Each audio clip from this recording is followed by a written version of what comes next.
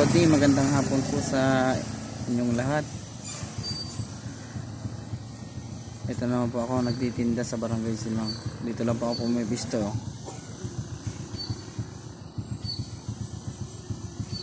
Yan po ang way ng papuntang Inalusan, yung may jeep.